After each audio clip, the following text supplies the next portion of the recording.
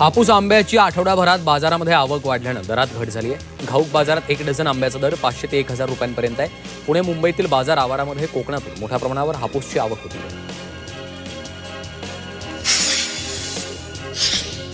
नाशिकच्या मालेगाव तालुक्यात जपानच्या लाल आंब्यांची आणि बांगलादेशी आंब्यांची जोरदार चर्चा आहे। भाऊसाहेब पवार यांच्या मळ्यात जपानी मियाझाकी या लाल आंब्याची तर बांगलादेशच्या काटेमून या आंब्यांची प्रायोगिक तत्वावर लागवड केली। देश पातळीवर लाल आंब्यांचे दर लाख रुपयांवर आहेत।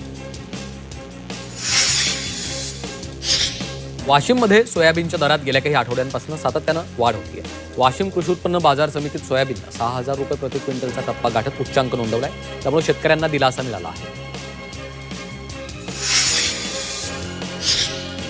वाशिममधील शेतकऱ्यांमध्ये नैसर्गिक शेतीकडे कल वाढताना दिसतो। यंदाच्या हंगामात जिल्ह्यातील तब्बल 8000हून अधिक शेतकऱ्यांनी रासायनिक खतांना फाटा दिला, तर शेणखत, कंपोस्ट आणि इतर सेंद्रिय निविष्ठांचा वापर सुरू केला।